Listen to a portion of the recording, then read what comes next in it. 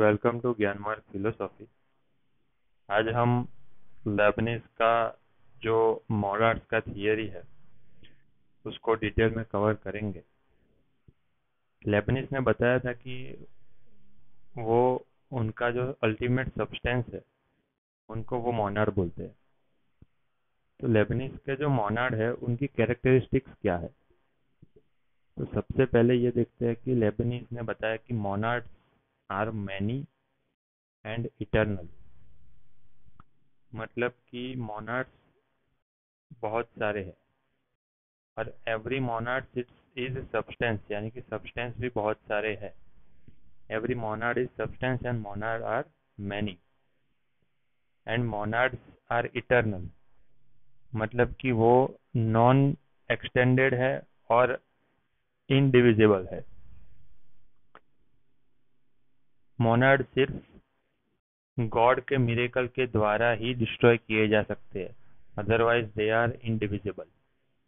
तो ये एक प्रॉपर्टी हो गई कि मोनाड्स आर इटर्नल एंड इनडिविजिबल। दूसरा है कि मोनाड्स आर स्पिरिचुअल। स्पिरिचुअल का मतलब ये है कि मोनाड में एसेंशियली स्पिरिचुअल एंटिटी है। जो गॉड का मोनाड है वो बियॉन्ड लिमिटेशन है, लेकिन ये जो दूसरे मोनाड है they are subject to limitation, they are subject to extended and they exist in aggregates. एक दूसरे के साथ रह के वो एग्जिस्ट करते हैं और एक्सटेंडेड भी है। जबकि जो गॉड का मोनाड है वो बियॉन्ड लिमिटेशन है।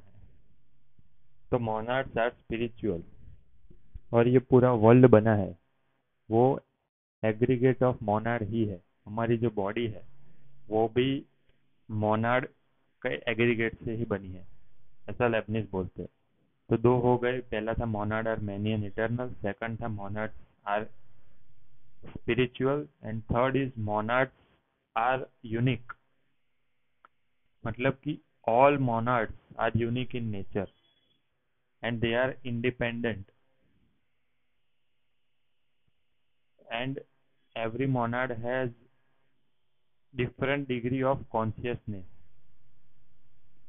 इसके लिए लेबनिज ने आइडेंटिटी ऑफ इनडिसर्निबल, यानी कि एक मोनाड को दूसरे मोनाड से अलग किया जा सकता है। लेबनिज अकाउंट फॉर प्लूरालिटी और बताया कि ऑल मोनाड्स आर यूनिक है और ऑल मोनाड्स में कॉन्शियस है और अनकॉन्शियस को समझाने के लिए उन्होंने बताया कि ये मोनाड्स में डिग्री ऑफ कॉन्शियसनेस अलग अलग है जो उनको यूनिक बनाती है। इसलिए उन्होंने लॉ ऑफ इंडिविजुअलिटी को भी एक्सेप्ट किया है यूनिकनेस की प्रॉपर्टी को एक्सप्लेन करने के लिए। The fourth thing is Monod follows the law of continuity. इसका क्या मतलब है कि मोनाड्स में अपोजिट प्रिंसिपल जैसे कि कॉन्शियसनेस एंड मटेरियलिज्म, फिर मोशन और रेस्ट सब एग्जिस्ट करते हैं। तो ये जो मोनाड्स, जो अलग अलग मैनी मोनाड्स है, वो एक दूसरे के साथ कंटिन्यूटी रखते हैं। हालांकि उन्होंने दो मोनाड्स के बीच मेजर डिफरेंस नहीं है, उसको डिस्टिंग्विश करना थोड़ा डिफिकल्ट हो जाता है, लेकिन वो एक कंटिन्यूअस सीरीज में अरेंज होते हैं without abrupt change in level of activity. जैसे मोनाड 1 2 3 4 5 6 7 8 9 10 ऐसे सीक्वेंस में वो एक सीरीज में वो कंटिन्यूअसली लोकेटेड होते हैं और एक दूसरे से क्लोजली लोकेटेड होते हैं। तो ये लॉ ऑफ इंडिविजुअलिटी, जो कि every monad is unique, and law of continuity यानी कि क्लोजली दे आर लोकेटेड, दोनों लेबनिज की मोनाडोलॉजी को समझाने के लिए इम्पोर्टेंट लॉस है। The next characteristic of monad is monads are windowless. इसका क्या मतलब है कि वो every monad is self-contained entity. They are independent in activity और no monad should be able to influence other. यानी कि एक मोनाड दूसरे मोनाड को इन्फ्लुएंस नहीं कर सकता, इसलिए वो विंडोलेस है कि एक एक की बारी में से दूसरा नहीं जा सकता। और उन्होंने बताया कि every monad is world in miniature. जैसे एक एग्जांपल उन्होंने दिया है कि एक पॉन्ड है यानी कि तालाब है, उसके अंदर फिश है। तो उन्होंने बताया कि एवरी फिश के अंदर, एवरी पॉन्ड के जो एवरी ड्रॉप ऑफ लिक्विड है उसके अंदर, और एवरी प्लांट की ब्रांच के अंदर भी एक और पॉन्ड रहता होगा। यानी कि पॉन्ड के अंदर जो ड्रॉप ऑफ लिक्विड है उसके अंदर एक पॉन्ड, फिर फिश के अंदर एक पॉन्ड, और उस पॉन्ड के अंदर के लिक्विड और फिश प्लांट के अंदर दूसरे पॉन्ड, यानी कि वर्ल्ड ऑफ मिनिएचर है। ये मोनाड है वो it frighten with past and big with future, ऐसा है। तो every monad is a world in miniature and they are windowless. तो ये हो गया मोनाड के characteristic. And the last characteristic समझाते हुए उन्होंने बताया कि monads have perception and appetition. By virtue of perception each monad mirrors the whole infinity of existence। यानी कि उन्होंने बताया कि मोनाड में, जो मोनाड लेसर डेवलप होता है उसमें परसेप्शन ऑब्सक्योर होता है, और जो मोर डेवलप होता है उसमें परसेप्शन क्लियर होता है। Monads are subject to perception. And जो एपेटिशन का मतलब क्या है? एपेटिशन मतलब टेंड्स टू इवॉल्व होने की टेंडेंसी रखते हैं। तो जो लोअर परसेप्शन वाले लोअर डेवलप्ड मोनाड्स होंगे, देयर एपेटिशन यानी कि वो इवॉल्व होंगे हायर परसेप्शन और हायर डेवलप मोनाड में।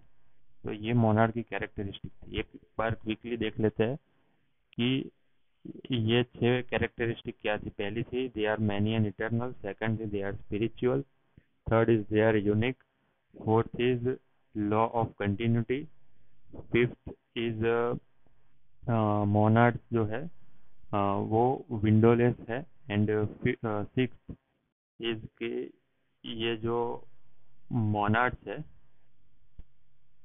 दे are subject to perception, they have perception and appetition. तो ये 6 कैरेक्टरिस्टिक हो गए।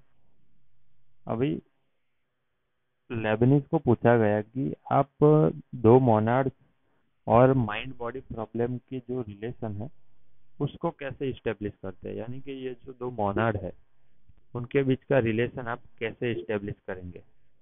तब लेबनिज ने एक थियरी दी जिसको बोलते हैं theory of pre established harmony. Pre establish harmony से लेबनिज बोलता है कि जब ये world, at the time of creation of this world, God establish the harmony among monads in such way कि whenever change occur in one monad, naturally that change take place subsequently in other monad too। इसीलिए Monod को उन्होंने हायरकियल concept में, हायरकियल order में arrange किया, so that the change एक में होगा तो फॉलोइंगली अदर मोनाड्स में भी हारमोनियसली चेंज हो जाएगा। जैसे हम देख पा रहे हैं कि सबसे नीचे ये लेबनिज का मोनाड का जो ट्रायंगल है उसमें सबसे नीचे अनकॉन्शियस मोनाड, जैसे कि एग्जांपल के तौर पे चेयर है, चेयर के ऊपर सब कॉन्शियस मोनाड यानी कि प्लांट्स है। फिर है कॉन्शियस यानी कि एनिमल्स, एनिमल्स के ऊपर सेल्फ कॉन्शियस ह्यूमन, और सबसे ऊपर प्योर कॉन्शियस मोनाड होगा, उसको गॉड बोलते हैं, जो कि इनफाइनाइट मोनाड भी बोला जाता है और उसको मोनाड ऑफ मोनाड्स भी बोला जाता है। फिर लेबनिज को पूछा गया कि आप कॉज और इफेक्ट, कॉजेशन के रिलेशन को मानते हैं मोनाड के बीच। तब उन्होंने इस कॉजेशन के रिलेशन को रिजेक्ट किया और बताया कि मोनाड के बीच इंटरेक्शन ही नहीं होता है, क्योंकि मोनाड्स आर विंडोलेस, तो फिर उसमें कॉज और इफेक्ट होता ही नहीं है।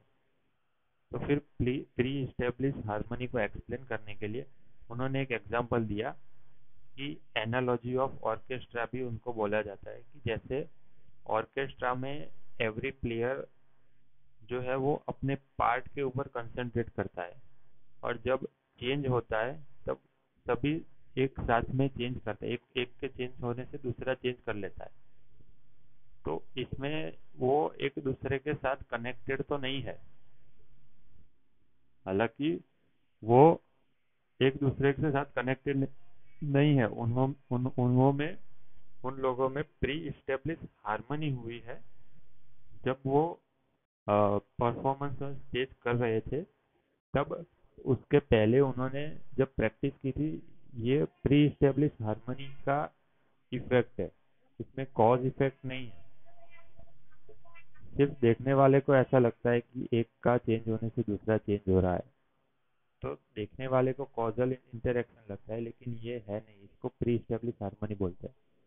तो सिमिलरली ऑर्केस्ट्रा एनालॉजी के एग्जांपल से मोनार्ड को भी उन्होंने समझाया लेबनिज ने, कि मोनार्ड्स में भी प्री इस्टेब्लिश हार्मनी है, कॉजल और कॉजेशन का रिलेशन नहीं है।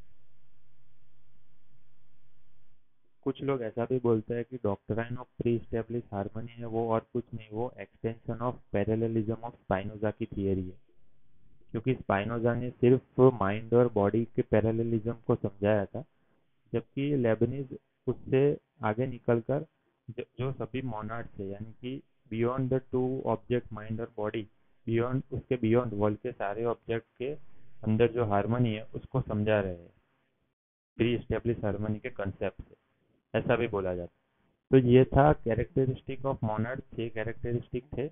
एक बार क्विकली रिवाइज कर लेते हैं। एक है कि वो मैनी एंड इटर्नल है, सेकंड है कि वो स्पिरिचुअल है, थर्ड है कि वो यूनिक है, फोर्थ है लॉ ऑफ कंटिन्यूटी, फिफ्थ वाला है कि लॉ ऑफ जो वो विंडोलेस है, और सिक्स वाला है कि जो मोनाड्स है वो perception, they have perception and appetition.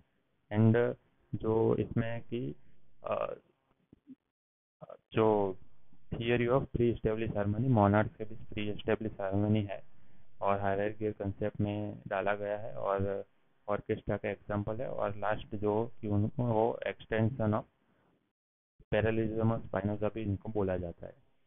तो ये हो गया